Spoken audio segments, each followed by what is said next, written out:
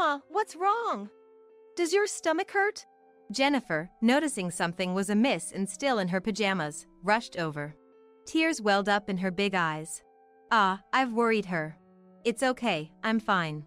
I wanted to say that and stroke her small head. But even something as simple as that, I couldn't do with my body now. Jennifer, quiet down. Isn't it about time you went to preschool? Nancy, dressed in an outfit that would make anyone think she was about to head to a tropical paradise, looked down with a puzzled expression at me crouched on the floor and Jennifer about to cry. What are you doing? Lying down here. If you catch a cold, it'll be a bother. No, I'm not lying down here because I want to. I wanted to say that, but still, my mouth wouldn't move properly. Jennifer finally began to cry and pleaded with Nancy. Grandma looks like she's suffering. Please, help. Jennifer clung to Nancy's feet. Even Nancy had to realize something was wrong from Jennifer's desperate behavior. And I believed she would help. Huh? She's probably just tired. She'll get better with some sleep. Jennifer, bring Grandma a blanket. It'll be troublesome if you catch a cold from her. Brushing off Jennifer as if she were a nuisance, Nancy actually said that. Moreover, she avoided Jennifer, who tried to cling to her again, and headed towards the entrance. Oh, that's right. Lisa, please make sure to take good care of Jennifer. Just before the door opened, those were the last words I heard from Nancy before I lost consciousness. My name is Lisa. I was a housewife who lived with just my husband, Thomas, after our son, Daniel, got married and left home. However, Thomas passed away just before our 25th wedding anniversary. The cause was cancer, common as it may be. It wasn't a passionate love, but we got along well, so we dated, married, and stayed together. But to say I don't feel lonely now would be a lie. They say you don't know what you've got till it's gone, and my feelings for Thomas now are exactly that. Perhaps as a punishment for such thoughts, or maybe due to unnoticed accumulated stress, I collapsed at home after things settled down a bit following Thomas's funeral. Suddenly, my consciousness faded. The next time I opened my eyes, I was in an unfamiliar room, with my worried son, Daniel, peering at me. Mom. You're awake. Contrary to Daniel's relief, I was confused and couldn't grasp the situation. Sensing this, Daniel carefully explained what had happened. A close neighbor, concerned about me, noticed something was wrong and immediately arranged for an ambulance. While I was unconscious, I was transported to the hospital, underwent tests, and it was discovered that I had low blood sugar. This made sense to me. I have had type 1 diabetes since birth and was careful with my insulin injections. However, Thomas's passing, arranging the funeral, and the ensuing disruption to my diet led to this episode of hypoglycemia. Fortunately, an early discovery helped manage the situation, but if I hadn't been on good terms with the neighbors, if the neighbors had arrived any later, thinking about all those what-ifs is terrifying. You know, Mom, I have a suggestion. Daniel started, after finishing his explanation. It seemed like he had something difficult to say. You're getting on in years, and you'll be alone in that house, right? And there's no guarantee something like this won't happen again. It might not end up with a lucky rescue next time. So, well, I pretty much understood what Daniel wanted to say. He was suggesting that we live together. I am 52 years old, still feeling quite capable of living on my own. But from someone else's perspective, especially after such an incident, concerns are understandable. However, moving in with Daniel, who has his own family, brings up a significant concern for me. That is the mother-in-law and daughter-in-law conflict. To be honest, I find Daniel's wife, Nancy, difficult to get along with. She barely responds when spoken to and avoids eye contact. Moreover, her somewhat condescending attitude is hard for me to stomach. While it might be a common mother-in-law and daughter-in-law conflict, living under the same roof would likely be a significant stress for both of us. The risk of living alone versus the stress of living together. To me, both seemed equally daunting. And then, there's also the matter of Daniel's personality. Daniel has a kind nature, which is both his strength and weakness. It makes me wonder how he'll handle living with Nancy, who doesn't seem fond of me, and me, who feels uneasy around Nancy. Are you suggesting we live together? I broached the subject before Daniel could. Despite the obvious hint, Daniel seemed surprised. Given the conversation, that's the natural conclusion, isn't it? But what about Nancy? She must feel uncomfortable, right? Truthfully, it's more than just discomfort, there's an air of dislike. But I couldn't just bluntly say that. Hinting at it, Daniel's expression softened. Then, it's fine. Actually, Nancy was worried about you too. She said it would be tough for you to be alone in that house, so if you're okay with it, she really wants us to live together. Now, it was my turn to be surprised. Nancy thought that? What's going on? Maybe Nancy really was worried about me. I shook off my suspicions. No matter how she treated me, this was a matter of life and death. She must have really been concerned. I should be ashamed for worrying them so much. Besides, Jennifer was happy when we talked about living together. She's looking forward to being with Mom. My granddaughter, Jennifer, is turning 5 this year. She's a dear, adorable granddaughter who loves me. When Thomas was alive, she frequently visited our home. Despite her young age, this incident must have worried her deeply. Mentioning Jennifer made it impossible for me to refuse Daniel's suggestion. All right. After I'm discharged, I'll move to your house. I'll need to sort out my things, so it'll be after I'm ready. Thank you, Mom. Somehow, I ended up being thanked. Though I felt I should be the one expressing gratitude. Afterwards, my health steadily improved, and I was able to be discharged from the hospital. Returning home, even after just a few days, felt nostalgically distant. But now, I must move out completely from there. It's sad, but a promise is a promise with Daniel and his family. I can't worry that family any further. Scolding myself for any slackness, I diligently packed my belongings. And thus, the day of moving in, though it took time, finally arrived. Daniel, Jennifer, and even Nancy seemed pleased with my visit. I guess I was overthinking it, huh? Although I took Daniel's words at face value during my hospital stay, I couldn't help but suspect Nancy's words might have a hidden agenda as time went by. Seeing Nancy welcome me with a smile confirmed my worries were unfounded. I believed in Nancy's welcoming nature. However, our cordial relationship was only at the beginning.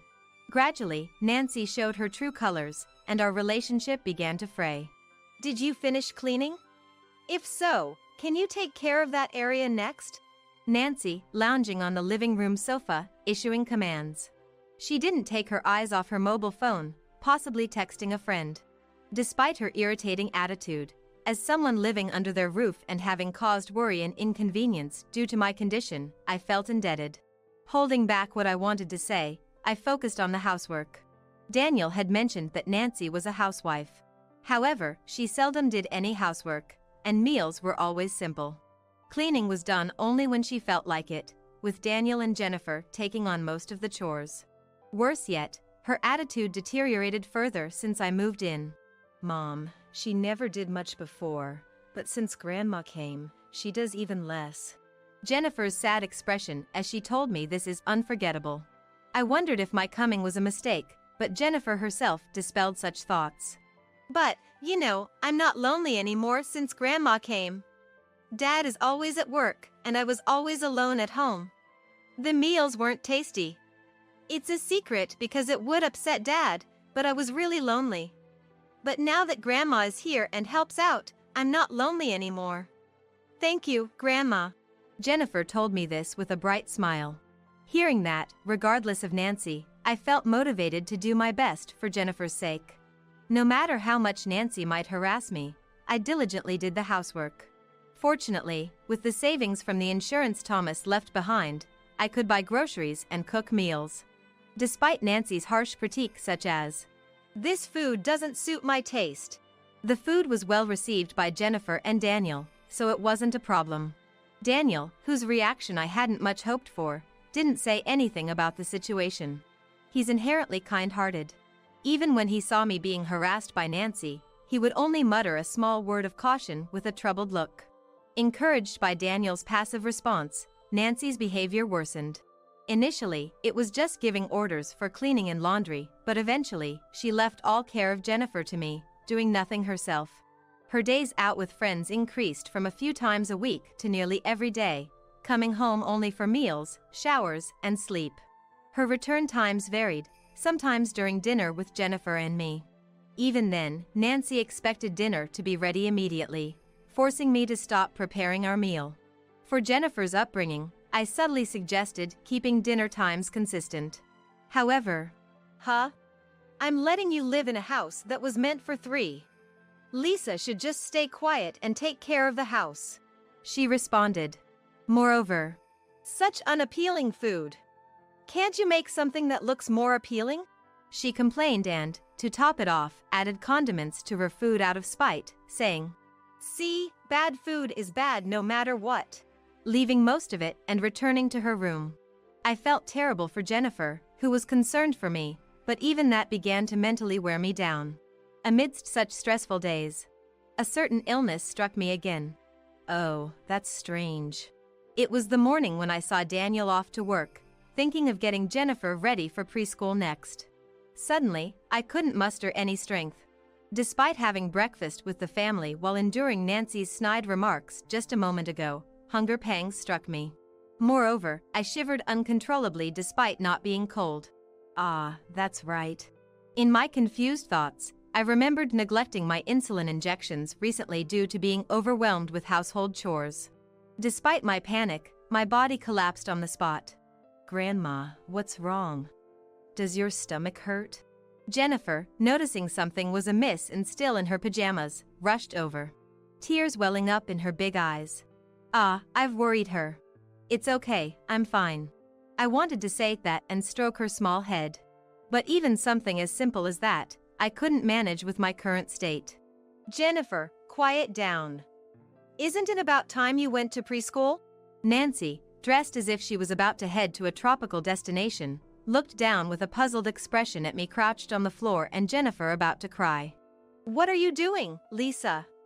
Lying down here. If you catch a cold, it'll be a bother. No, I'm not lying down here because I want to. I wanted to say that, but still, my mouth wouldn't move properly. In my stead, or perhaps because she couldn't bear it any longer, Jennifer finally began to cry and pleaded with Nancy. Mom, Grandma looks like she's suffering. Please, help. Jennifer clung to Nancy's feet. Even Nancy, upon seeing Jennifer's desperate state, would likely sense something was wrong and come to help. Yes, that's what I believed. She's probably just tired. She'll get better with some sleep. Jennifer, bring Grandma a blanket. It'll be troublesome if you catch a cold from her. Rushing off Jennifer, who clung to her as if she were a nuisance, Nancy declared just that. Far from helping, Nancy avoided Jennifer as she tried to cling even more desperately and headed towards the entrance. Oh, that's right. Lisa, please make sure to take good care of Jennifer. Those were the last words I heard from Nancy before I lost consciousness, just before the door opened. When I woke up, just like that day, an unfamiliar ceiling stretched out before me. And Daniel, looking even more likely to cry than before, was peering down at me. Mom, I'm so glad you're awake. Ah, it feels like we've had this conversation before. While my consciousness was still not fully clear, Daniel was simply overjoyed. I'm so glad, so glad. Choking up with emotion as he expressed his relief at my safety. Outside, it must be raining, as Daniel's faint voice was drowned out by the sound of rain. Within my hazy thoughts, various questions surfaced. Where am I? Why is Daniel, who should have gone to work, here? And then, that's right. I need to. Jennifer. I remembered needing to prepare Jennifer for preschool. I tried to get up, but lacked the strength to do so. Mom, don't push yourself. It's really dangerous this time. Daniel, in an uncharacteristically stern tone, insisted I stay put. My condition must have been serious. It seemed best to remain still. Yet, I couldn't leave my questions unanswered. Where is this? This is the hospital. I rushed back when I heard you had collapsed, and then, seeing you like that, I called an ambulance immediately. That's why we're here. I see. Something nagged at me, but my cloudy mind couldn't grasp what it was. When you were brought to the hospital, they diagnosed you with hypoglycemia, just like before. According to the doctors, you're also suffering from malnutrition. I'm sorry, I should have been more attentive. Daniel looked down, guilt-ridden. I slowly shook my head. My negligence in managing my health had once again caused them worry. Daniel wasn't to blame. What about Nancy? I managed to ask with effort. Nancy must have returned home and informed Daniel about the situation. Despite being seemingly abandoned at one point, it was thanks to Nancy that I was saved, or so I thought. I wanted to express my gratitude, but Daniel's expression turned grave. Nancy? What are you talking about, Mom? Nancy left for a trip, leaving you behind. What? For a moment, I thought I had misheard. But Daniel, who seldom shows anger, was visibly shaking. It wasn't a misunderstanding. Nancy left me behind to go on a trip?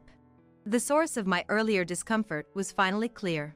If Nancy had indeed been the one to inform Daniel of my condition, why hadn't she arranged for an ambulance on the spot? Was it because she was too flustered?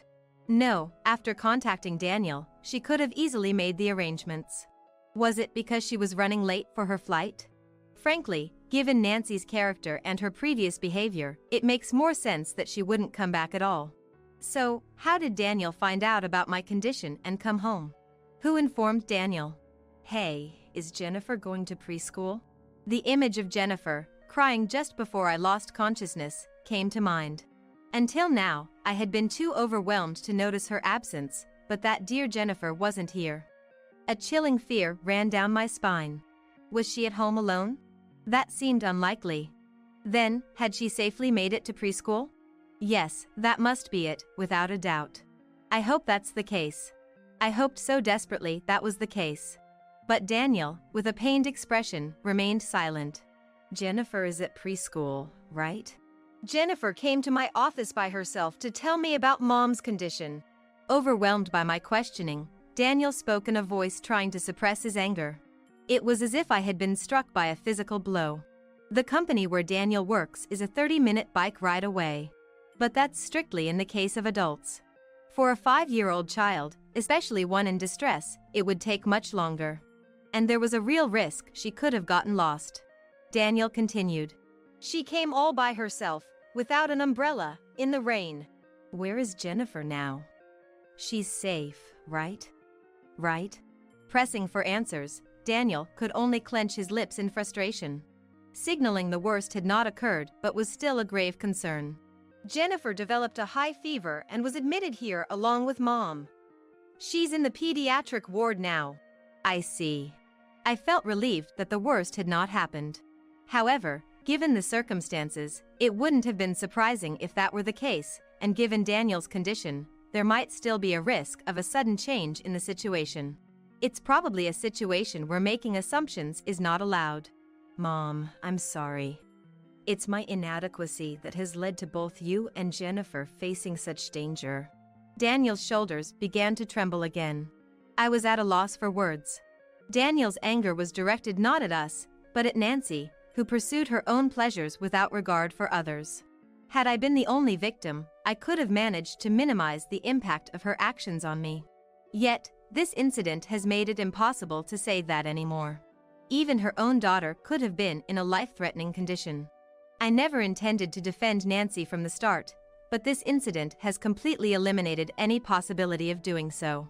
Mom, I'm sorry for keeping silent to avoid trouble, but I've made up my mind.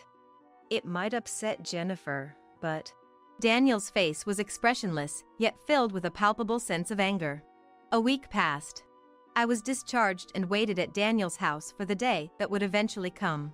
And then, that day arrived. I'm home. What's with these boxes? Lisa, what are these boxes for? Oh, have you finally decided to leave? Nancy started making a fuss as soon as she arrived home, causing my heart rate to quicken from tension. Can this be okay? Looking over at Daniel, I saw he was also tense, yet his gaze was fixed straight ahead towards the door connecting the entrance to the living room. Even Daniel was nervous. What good does it do for me to be tense as well? I had to steel myself, focusing my gaze on the door just like him. I'm exhausted. There's no place like home. Oh, Lisa. And Daniel, what's with that scary look? Nancy entered, pulling a suitcase behind her. seemingly uninterested in our expressions, and settled down on an available sofa. Food abroad is nice, but being American, I start to miss home cooking. Even food that looks and tastes bad might seem delicious now. So, Mom, could you make dinner? Her demand was outrageously selfish. Fighting back the urge to yell in anger, I replied with calm. Excuse me, but who are you? What? Are you saying you don't know me? Have you developed Alzheimer's or something? Nancy burst into laughter at her own remark. However, realizing something was amiss, especially with Daniel giving her a stern look, she finally sensed the change. What's going on? Daniel, you too, say something. Then I will. I'm no longer your husband, and you're not my wife. Please leave this house immediately. Nancy was visibly shocked by this declaration. What are you talking about, Daniel? Exactly what I said. I'm not your husband anymore. This is the proof. Daniel then handed her an envelope. It was addressed to Nancy. What's this? Just open it, and you'll see. Curiosity piqued, neither I nor Nancy knew what it contained. Therefore, without opening it, I can't know the details of what's written inside the letter. Nancy did the same, opening the envelope with suspicion and then reading through the letter. Whether she immediately understood the content or not, she widened her eyes and slammed the letter onto the table. What is this, a divorce decree? Exactly. Our divorce is finalized. Your belongings are packed at the entrance. Can you please leave now? What? When did you file for divorce? When did I ever agree to this? This is forgery. A serious crime. Unlike Nancy's fury, Daniel remained composed, simply stating the facts. Forgery? What are you talking about? Remember when you kept coming home in the morning after being out all night? Have you forgotten what I proposed back then? Nancy was at a loss for words. It seems she has some idea about what's going on. Back then, you told me, mocking me for being too cowardly to file it, after I showed you the divorce papers. You signed them willingly. How can you call that forgery? Nancy said nothing. No, couldn't say anything would be more accurate in this case. Daniel continues quietly. Nancy, I've always thought you were stressed from our marriage and parenting, so I didn't say much about you going out with friends. But when you started coming home in the mornings, I had to speak up because it wasn't good for Jennifer's upbringing. After Mom moved in, it was different. It was one thing asking for help with chores, but your attitude and demands towards Mom were excessive. Jennifer and I were worried something might happen to Mom again, so we suggested living together. We never intended for Mom to be treated like a housekeeper. Yet, you treated Mom like one, doing as you pleased, and left Mom and a crying Jennifer behind to go on a trip with friends. Is that what a mother, or even a person, should do? Nancy's face turns pale. And then, as if finally realizing, she looked around and asked us. By the way, where's Jennifer? I don't see her. Her inquiry came too late. As planned, I made a face as if I was about to cry and quietly nodded my head to avoid suspicion. I'm not confident in my acting, but I wonder if it's going well. Jennifer is no longer with us. What? What do you mean she's not here? Nancy, believing the act, began to get angry again. Daniel declared. Jennifer came to my office to tell me about Grandma's condition, all by herself, in the rain without an umbrella. We rushed home together, but she had a high fever and was admitted to the same hospital as Mom. However, anyone would choke on their words there, imagining the worst possible scenario. As Daniel intended, it seems Nancy also envisioned that scenario. Her face, previously flushed with anger, turned pale again. Now, it's time for the finishing touch. You're no longer Jennifer's mother or my wife. Your things are at the entrance. Leave. I don't want to see you again. Leave now. Yes. Even though it was an act, it seemed that Nancy was intimidated by Daniel's vehement demeanor. Nancy scrambled into the hallway and then hurriedly dashed outside, clutching as many cardboard boxes as she could carry. Time passed. And when it was clear Nancy wouldn't return, Daniel let out a deep sigh and lay down on the sofa. I don't think acting is for me, even if it was my idea. But your performance was convincing. Maybe you should join the community theater after retiring? Please, no jokes, Mom. Daniel's gentle demeanor returned. After that, even more time passed. Eventually, Jennifer was discharged from the hospital, having recovered fully. Fortunately, a few days after Nancy fled the house, she was able to be discharged from the hospital safely. To be honest, I was hesitant about whether it was okay to tell young Jennifer that Nancy and Daniel had gotten divorced and that Mom was gone.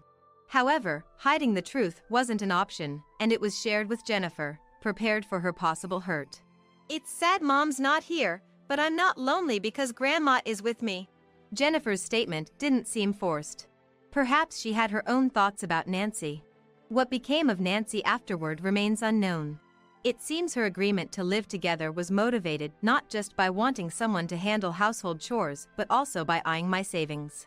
Now, with her plans foiled, she likely returned to her parents' home. In our new home.